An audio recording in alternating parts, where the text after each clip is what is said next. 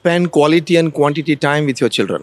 અત્યારે મોટામાં મોટો અભાવ આ છે કે માતા પિતા બંનેને કરિયર બનાવવું છે, એની ના પણ નથી. માતા પિતા બંને પોતાનું પ્રોફેશનલ કરિયર બનાવી શકે, પણ જો તમે તમારા સંતાનોને સમય ના આપી શકતા હોય, એની સાથે બેસીને નાનપણમાં એના સંસ્કાર ખીલે એવી સારી વાતો વાર્તાઓ તમે ન કરી શકતા હોય, તો તમે માતા પિતા તરીકે એક બહુ મોટી ખોટ ખાવ છો. એટલે પહેલી વાત એ પેરેન્ટ્સને સલાહમાં એ છે, ક્વોલિટી અને quantity time to your children.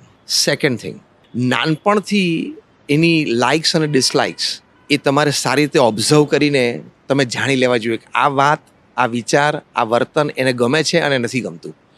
નાનપણથી એને કયા એવેન્યુઝમાં ઇન્ટરેસ્ટ છે તમારે જાણી લેવું પડે, એમાં એને નાનપણથી પ્રેરવો પડે, તો એની અનંત શક્તિ બહાર આવે. એ સેકન્ડ ઇમ્પોર્ટન્ટ એસ્પેક્ટ છે.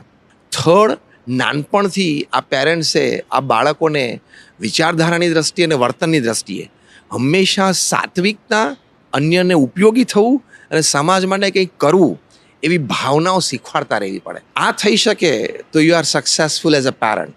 બાકી ખાલી તમે એક સારી ઇંગ્લિશ મીડિયમ સ્કૂલમાં તમારા બાળકને મૂકી દીધું અને એનું એકેડેમિક્સ સારું છે, ટ્યુશન સારું ગોઠવી દીધું, એકાદ બે સ્પોર્ટમાં એ કંઈક સારું city level, state level manage કરી ગયો, એટલે I have wonderfully raised the kid, એ તમારે માનવાની જરૂર નથી. Right. How better he fits the ecosystem of society, એની કેર કરવાની છે. એટલે આપણે ખાલી પ્રોફેશનલ્સ નથી જોઈતા, સ્માર્ટ પ્રોફેશનલ્સ જોઈએ છે. ખાલી સ્માર્ટ પ્રોફેશનલ્સ નથી જોતા, સાત્વિક સ્માર્ટ પ્રોફેશનલ્સ જોઈએ છે. રાઈટ. એ મા બાપની જવાબદારી છે. Right. I am using this word, સાત્વિક સ્માર્ટ પ્રોફેશનલ.